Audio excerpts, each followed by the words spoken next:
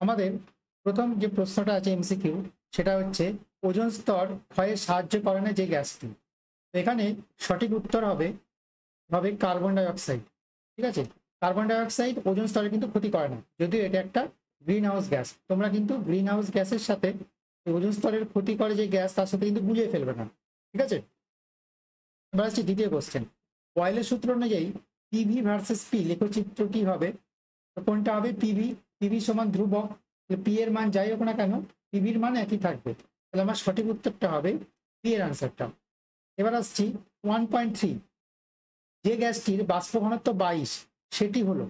তাহলে বাষ্প ঘনত্ব আমরা জানি 1.3 এরটা বাষ্প ঘনত্ব 22 মানে ডি সমান সমান 22, মানে এম ইজিক্যাল টু আমরা জানি কি 2D, অর্থাৎ 2 ইন্টু 22 সমান সমান হচ্ছে 44, অর্থাৎ যে গ্যাসটির আণবিক গুরুত্ব 44 সেটাই মিলবে।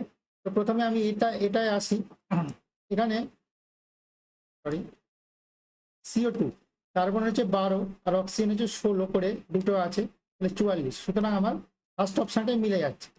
তোমরা এইভাবে কিন্তু দেখে নেবে যে কোনটা মিলছে কোনটা মিলছে না, যেটা মিলবে সেটাই আমার অ্যান্সার হবে। আচ্ছা, এবার আসছি 1.4, প্রদত্ত পদার্থগুলির কোনটি তাপ পরিবাহিতা সর্বাধিক? তো এর সঠিক অ্যান্সার হবে হিরে। আচ্ছা, অবতল দর্পণের বক্রতা ব্যাসার্ধ আর এবং ফোকাস দৈর্ঘ্য এফ, এদের মধ্যে সম্পর্ক হলো, আমরা জানি আর ইজিক্যাল টু 2F, 1.5 এরটা আর ইজিক্যাল টু 2F। তো কোনটা আছে? এই যে এটা বি এরটা, বি এর অ্যান্সারটা সঠিক। তাহলে এই ছিল আমাদের প্রথম 5টা প্রশ্নের উত্তর। এবার আসছে আমি পরের 5টা, অর্থাৎ 6 থেকে 10 পর্যন্ত। কোন প্রকার দর্পণের প্রতিবিম্ব সর্বদা খর্বাকার ও অসৎ হয়? তো এর সঠিক উত্তর হবে উত্তল দর্পণ, অর্থাৎ এইটা। সঠিক উত্তর হবে উত্তল দর্পণ। উত্তল দর্পণের প্রতিবিম্ব সর্বদা খর্বাকার ও অসৎ হয়। তো 1.6 এটা অথবাটা থাকে না, তো আমি যেখান থেকে এটা নিয়েছি সেখানে অথবা আছে 1.6-এ। সেটা হচ্ছে কাজফলকে প্রতিসরণের ক্ষেত্রে চ্যুতির মান। তো সমান্তরাল কাজফলকের ক্ষেত্রে আলোক রশ্মির কৌণিক কোনো চ্যুতি হয় না, যা হয় রৈখিক চ্যুতি। তো কৌণিক চ্যুতির মান হবে 0।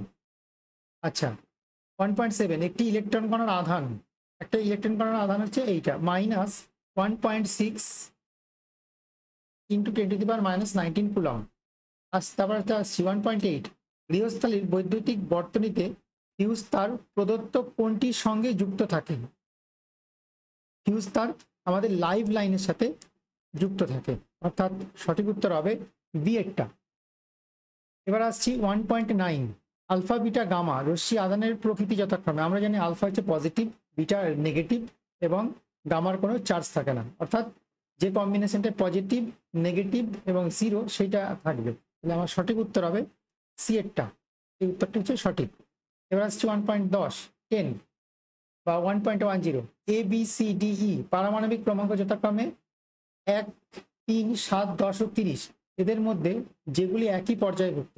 তো আমরা জানি একই পর্যায়ভুক্ত মানে ওদের যাদের কক্ষপথ সংখ্যা সমান, ঠিক আছে, যাদের কক্ষপথ সংখ্যা সমান তাদেরই হচ্ছে তারা একই পর্যায় হয়। তাহলে প্রথমটা দেখো হবে না, সরি, প্রথমটার একটাই কক্ষপথ, একটাই ইলেকট্রন আছে, দ্বিতীয়টার দুটো কক্ষপথ আছে। 1.10-এরটা যদি একটু ব্যাখ্যা করে বোঝাই, তাহলে ফার্স্টেরটার একটাই কক্ষপথ আছে। আচ্ছা, এরটা বি এরটায় কক্ষপথ আছে দেখো দুটো, প্রথম কক্ষে একটা, দ্বিতীয় কক্ষে দুটো। আচ্ছা, সি এরটা আছে 7টা আছে, তাহলে প্রথম কক্ষে আছে দুটো, দ্বিতীয় কক্ষে আছে 3টে 4টে 5টা, 1, 2, 3, 4, 5টা, দ্বিতীয় কক্ষে আছে 5টা। কক্ষপথের সংখ্যা কিন্তু দুটোই, 5 আর 2 7টা।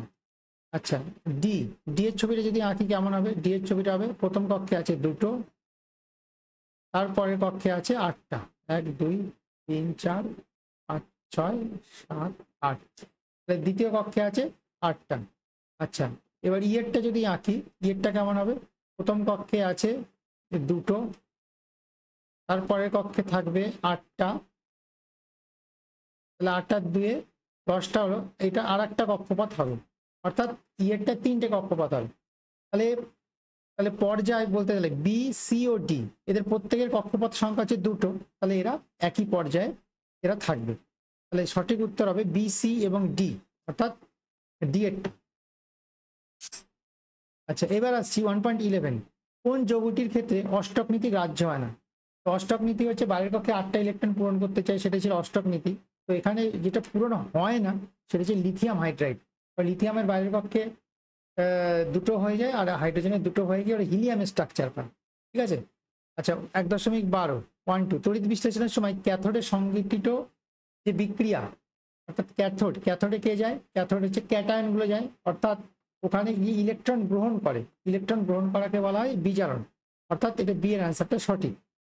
আচ্ছা, এবার সোডিয়াম নাইট্রোক্লোসাইডের ক্ষারীয় দ্রবণে H2S চালনা করলে তো যে রংটা হয় সেটা হচ্ছে বেগুনি রং হয়।